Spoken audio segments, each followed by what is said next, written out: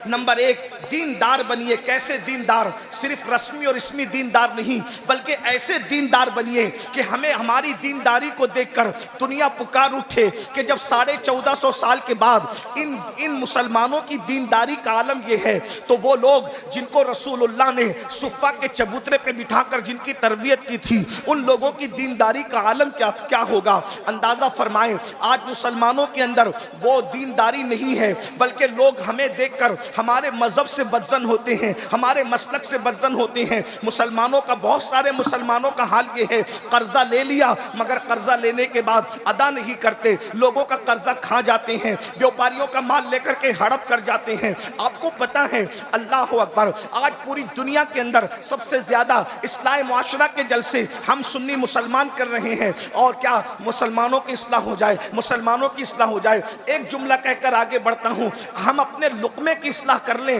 تو انشاءاللہ اصلاح معاشرہ کے جلسوں کی ضرورت ختم ہو جائے گی۔ آج جو ہمارے بچے شراب کے اڈوں پہ جا رہے ہیں، جوؤں کے اڈوں پہ جا رہے ہیں، زنا کے اڈوں پہ جا رہے ہیں، بدکاریوں کے اڈوں پہ جا رہے ہیں، ہزارہ ڈگریوں کے باوجود ہم اپنے بچوں کو صالح فکر نہیں دے پا رہے ہیں، ان کی صحیح تربیت نہیں کر پا رہے ہیں۔ اس کی سب سے بڑی وجہ یہ ہے کہ پیٹوں کے اندر جو لقمے ہیں وہ حلال نہیں رہ گئے، الا ماشاءاللہ۔ کیفیت یہ ہے کہ حرام اور حلال کی تمیز ختم ہو چکی ہے، لقمہ حلال کی اہمیت ختم ہوتی جا رہی ہے۔ اس لیے یاد رکھو، دیندار بنیے، دیندار، ایسے دیندار لین دین میں بھی ہمارا ثانی کوئی نہ ہو، ہماری مثال کوئی نہ ہو۔ اسی طریقے سے کھانے پینے کے لقمے کے احتیاط کے معاملے میں بھی ہماری طرح کوئی نہ ہو، اسی طرح خیر خواہی کے معاملے میں بھی ہماری طرح کوئی نہ ہو۔ اس طرح کی کیفیت ہماری ہونی چاہیے۔ تو دیندار بنیے، نمازوں کے پابند بنیے، شریعت کے پابند بنیے، چہروں پہ داڑیاں سجائیے۔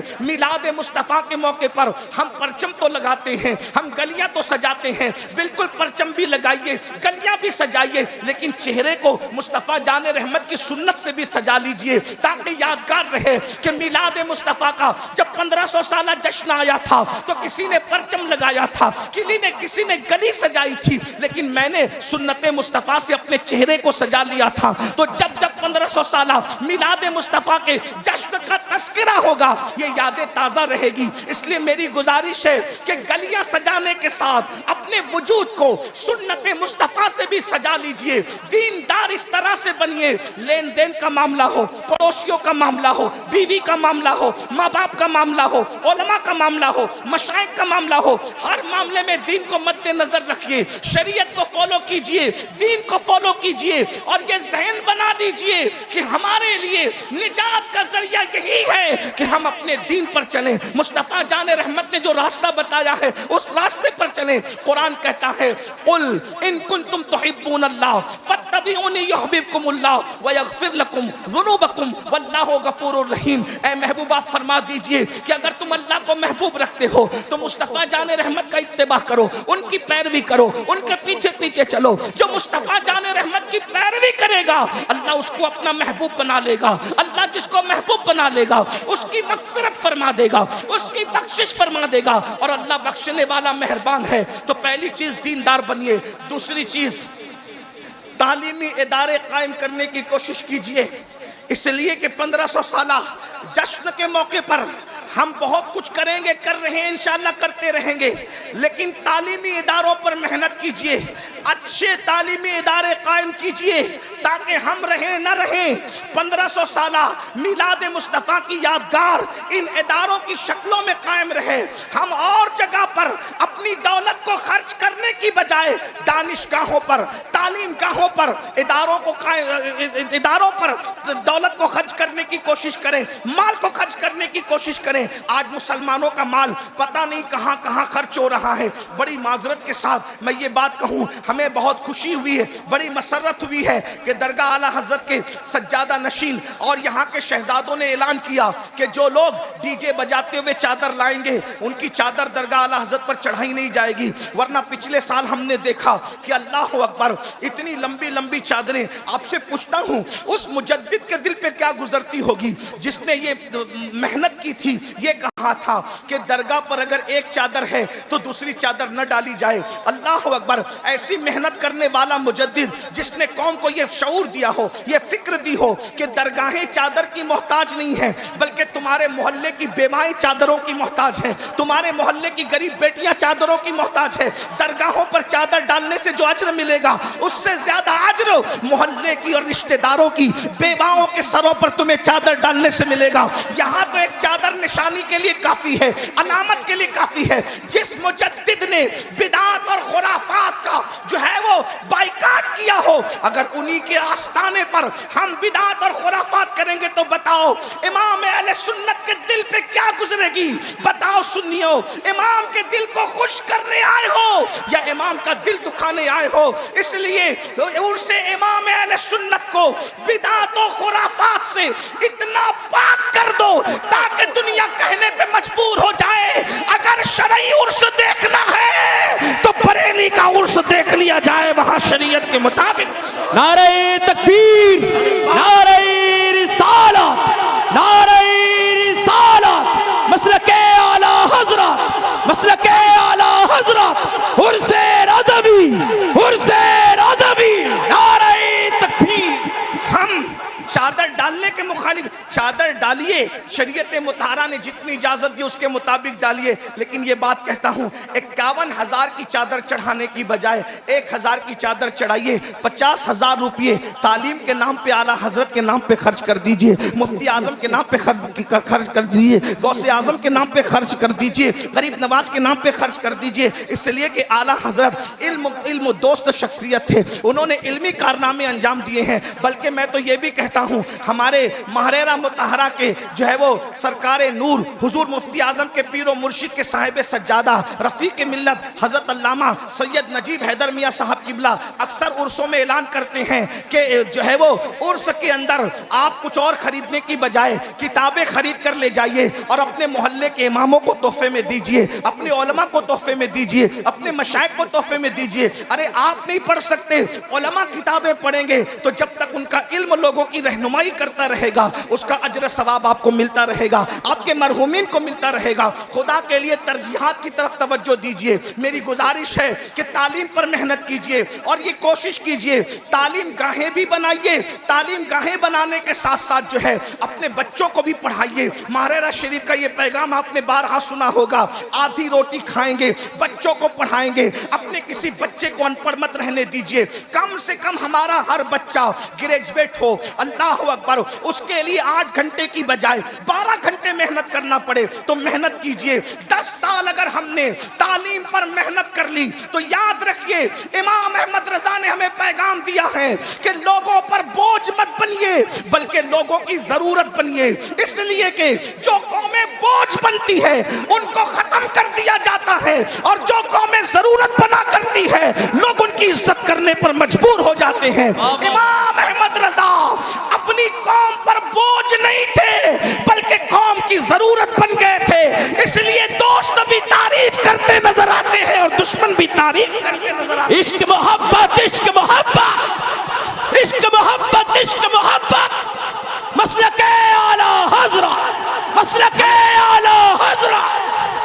ہم اپنی قوم کی ضرورت بنے. اس لیے کہ ایک مثال کے ذریعے سمجھاتا ہوں, ضرورت بنو بوجھ مت بنو. ایک بات دیکھو, کیڑا تو کیڑا ہی ہوتا ہے, کیڑے کو کوئی پالتا ہے, کیڑے کو کوئی خریدتا ہے؟ کیڑے بیچے جاتے ہیں؟ نہیں بیچے جاتے, سب کیڑے مارے جاتے ہیں. لیکن آپ نے ریشم کا کیڑا دیکھا ہوگا, ریشم کا کیڑا مارا نہیں جاتا بلکہ ریشم کا کیڑا جو ہے پالا جاتا ہے. کیوں پالا جاتا ہے؟ کیونکہ وہ کیڑا بوجھ نہیں ہے بلکہ لوگوں کی ضرورت ہے, کیونکہ اس کے ذریعے سے لوگوں کو سلک ملتا ہے, ریشم ملتا ہے. اب پتا چلا اگر کیڑا بھی ضرورت بنے تو لوگ اس کو بھی کھلانے پلانے پر پالنے پہ مجبور ہو جاتے ہیں. اب مسلمانوں بتاؤ, جب کیڑا ضرورت بن جائے تو لوگ اس کی قدر کرنے پہ مجبور ہو جاتے ہیں. اگر مصطفیٰ جان رحمت کا امتی لوگوں کی ضرورت بن جائے تو بتائیے لوگ اس کی عزت کرنے پہ مجبور ہوں گے کہ نہیں ہوں گے؟ اس لیے بوجھ مت بنو, ضرورت بنو. اور ضرورت بننے کے لیے آپ کو تعلیم کی طرف توجہ کرنا ہوگا, علم کی طرف. یہ بھی بات بتا دوں, अच्छी इमारतें भी बनाओ और अच्छे इंसान भी बनाओ, बल्कि इन अच्छी इमारत बना सको या ना बना सको, लेकिन अच्छे इंसान दुनिया में जरूर बनाना। उसकी वजह यह है, अल्लाह अकबर, अगर हमसे कोई पूछे कि इमाम अहमद रजा ने कौन सी बड़ी इमारत बनाई, तो हम ये कहेंगे इमाम अहमद रजा बड़ी इमारत बनाने के लिए नहीं आए थे, इमाम अहमद रजा बड़े इंसान बनाने के लिए आए थे। क्योंकि एक बड़ी इमारत दूसरी बड़ी इमारत नहीं बना सकती, मगर एक बड़ा इंसान हजारों अच्छे इंसान बना देता है। मिसाल के तौर पर इमाम अहमद रजा ने इंसान साजी का वो फरीजा अंजाम दिया, सदरुश शरिया जैसा बड़ा इंसान इमाम अहमद रजा ने बनाया। मुहद्दिस आजम जैसा बड़ा इंसान तरबियत करके इमाम अहमद रजा ने बनाया। ज़फ़रुद्दीन बिहारी जैसा बड़ा इंसान तरबियत करके इमाम अहमद रजा ने बनाया। मुबल्लिग इस्लाम अब्दुल अलीम मेहदी सिद्दीकी जैसा आलमी मुबल्लिग इस्लाम तरबियत करके इमाम अहमद रजा ने बनाया। एक सदरुश शरिया को फकीह के तौर पर पेश किया, सदरुश शरिया ने हाफिज़े मिल्लत को बनाया, और हाफिज़े मिल्लत ने लाखों मिसबाहियान उलमा उम्मत को अता फरमाया। मसलके आला हज़रत उर्से आला हज़रत सैयद अमीरुल क़ादिरी साहिब क़िबला। अगर आज अशरफिया जैसी इमारत चमक रही है, जामे नूरिया जैसी इमारत चमक रही है, जामे रजा जैसी इमारत चमक रही है, जामे कादरिया रीचा जैसी इमारत चमक रही है, बरकात रजा, और इस तरीके से अहले सुन्नत के जितने इदारे हैं, वो देख लीजिए, या तो आला हजरत के शागिर्दों के शागिर्द हैं या शागिर्दों के शागिर्दों के शागिर्द हैं। पता चला एक अच्छा इंसान कितने अच्छे इंसान बनाता है। तो याद रखिए, अच्छी इमारतें भी बनाइए, अच्छे इंसान भी बनाइए। और आखिरी बात, दीनदार बनो, तालीम पे मेहनत करो और मालदार बनो। मालदार कैसे बनोगे? मोबाइल चोरी करके नहीं, जुआ खेल के नहीं, मोबाइल पर जुआ खेल के नहीं, सट्टों का धंधा करके नहीं, शराब बेचकर नहीं, नशा बेचकर नहीं, बल्कि हलाल के जरिए से मेहनत करो। मेहनत करो मालदारी पर, इसलिए कि गुर्बत कभी कभी कुफ्र तक ले जाती है। अगर मुसलमान हिंदुस्तान का 10 साल तक मेहनत करे मालदार बनने के लिए, सही समत में मेहनत करे, इजी मनी के चक्कर में हराम की तरफ न जाना, शॉर्टकट में मालदार और करोड़पति बनने के चक्कर में हराम की तरफ मत जाना, बल्कि मेहनत करो। मेहनत में बरकत है। ये जो नौजवान हमारे 8-8 घंटा, 5-5 घंटा, 10-10 घंटा इंटरनेट, फेसबुक और मोबाइल पर लगे रहते हैं, मोबाइल का तो इतना शौक है कि लोग मिंबर पे भी मोबाइल पे लगे रहते हैं, स्टेजों पे भी मोबाइल पे लगे रहते हैं, जलसों में भी मोबाइल पे लगे रहते हैं। देखिए मेरे भाइयों के हाथ में मोबाइल है ना, यानी मोबाइल, बल्कि मैं कह दूं, जितना बीवी के साथ वक्त नहीं गुजारते उतना मोबाइल के साथ वक्त गुजारते हैं। ये अफसोस की बात है। मोबाइल इस्तेमाल करो, जरूर करो, लेकिन वो जरूरत है भाई। आप गौर फरमाएं, जो खाना और पीना इंसान की जिंदगी के लिए जरूरी है, उसके बारे में भी कुरान कहता है, कुलू वशरबू वला तुसरिफ, खाओ पियो, हद से मत बढ़ो। तो किसी भी मामले में हद से बढ़ने की इजाजत नहीं है। जितना वक्त फेसबुक पर गुजारते हो, यूट्यूब पर गुजारते हो, मोबाइल पे गुजारते हो, अगर उतना वक्त आप कमाने पे गुजारोगे, तिजारत में गुजारोगे, अच्छा काम धाम करोगे, तो आप मालदार बनोगे। और याद रखना, अगर आप मालदार हो तो अकेले मालदार बनने से काम नहीं होगा। अगर आप मालदार हो तो अपने किसी भाई को, भतीजे को, भांजे को, किसी करीबी को, उसको भी सपोर्ट करके मालदार बनाने की कोशिश करो। क्योंकि अल्लाह के रसूल अलैहिस्सलातु व तस्लीम ने फरमाया है कि जिसने सुबह इस हाल में की कि मेरी उम्मत की भलाई के लिए, खैर खाई के लिए कोई प्लान नहीं किया, फलैसा मिन्ना, वो मेरी सोसाइटी का मेंबर नहीं है। इसलिए सिर्फ अपना मत सोचो, बल्कि अपने दाएं बाएं का सोचो, अपने पड़ोसियों का सोचो, अपने साथियों का सोचो। एक मुकर्रिर कामयाब है, वो दूसरे मुकर्रिरों को भी कामयाब करने की कोशिश करे। एक नातखा कामयाब है, वो दूसरे नातखानों को भी कामयाब बनाने की कोशिश करे। एक आलिम कामयाब है, वो दूसरे उलमा पर भी कामयाबी के लिए तवज्जो करे। एक ताजिर कामयाब है, वो दूसरे ताजिरों की कामयाबी के लिए भी कोशिश करे। एक मुर्शिद पीर कामयाब है, वो दूसरे पीरों की भी कामयाबी के लिए कोशिश करे। और इसकी अगर आप तस्वीर देखना चाहते हैं तो आप माजी करीब में बहुत देख सकते हैं। उस इसके जिक्र का यहाँ वक्त وقت نہیں ہے. بس میں اتنا کہنا چاہتا ہوں, دیندار بنو, مالدار بنو اور ایجوکیشن پہ محنت کرو. اگر ان 3 نکات پر آپ نے محنت کی تو انشاءاللہ تبارک و تعالی چند سالوں کے اندر ہمارے ملک کا ہی نہیں بلکہ دنیا کا نقشہ بدل جائے گا, دنیا کا نقشہ تبدیل ہو جائے گا. امام اہل سنت جہاں بڑے عالم تھے وہیں بڑے مفکر بھی تھے, بڑے عظیم سیاستداں بھی تھے, بڑے عظیم عاشق رسول بھی تھے. امام کے عرس میں آئے ہو, یہ 3 نکات اپنے ساتھ لے کر کے جاؤ. ایک دوسرے کو مضبوط کرو, ایک دوسرے کو دھکا دے کر گڑھے میں گرانے کی بجائے اٹھانے کی کوشش کرو. یاد رکھنا, گڑھوں میں گرانے والے کبھی ترقی نہیں کیا کرتے, ہمیشہ اٹھانے والے ترقی کیا کرتے ہیں. امام احمد رضا نے اٹھایا, اور جب اٹھایا تو امام احمد رضا گرے نہیں رہے.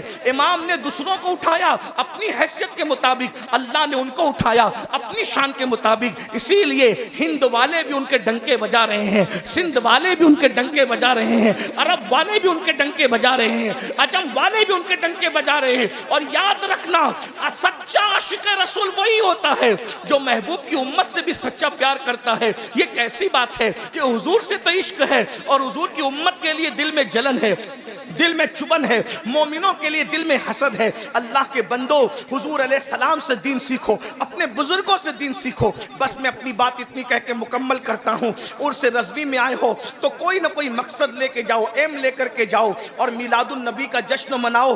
شریعت مطہرہ کی روشنی میں, حدود شرع میں رہ کر کوئی ہم پر ٹپنی نہ کر سکے, کوئی ہم پر نکتہ چینی نہ کر سکے. لوگ بس اتنا کہیں کہ امام احمد رضا کے نام لیواؤں کو ہم نے دیکھا, علم میں ان کا معیار الگ ہے, تقوی میں ان کا معیار الگ ہے, پرہیزگاری میں ان کا معیار الگ ہے. جو لوگ مسلک اعلیٰ حضرت کا نعرہ لگاتے ہیں, ہم نے تسلب میں بھی ان کو دیکھا, تفقہ میں بھی ان کو دیکھا, علم حدیث میں بھی ان کو دیکھا, خیر خواہی میں بھی ان کو دیکھا کہ وہ امام احمد رضا کی تعلیم پر چلتے نظر آتے ہیں. اللہ پاک کی بارگاہ میں دعا کرتا ہوں, اللہ ہم سب کو فکر امام احمد رضا پر عمل کرنے کی توفیق عطا فرمائے. اور تھوڑی موڑی اپنی مرضی کی فکر نہیں بلکہ جو مکمل فکر رضا تھی, اللہ اس مکمل فکر رضا کو ہمیں قبول کرنے کی توفیق عطا فرمائے. مکمل فکر رضا کیا ہے؟ ایک میرا ہی رحمت پہ دعویٰ نہیں, شاہ کی ساری امت پہ لاکھوں سلام. مکمل فکر رضا کیا ہے؟ ایک طرف آدائیں دی, ایک طرف حاصل دی, بندہ ہے تنہا شاہ, تم پہ کروڑوں درود. مکمل فکر رضا کیا ہے؟ کام وہ لے لیجئے تم کو جو راضی کرے,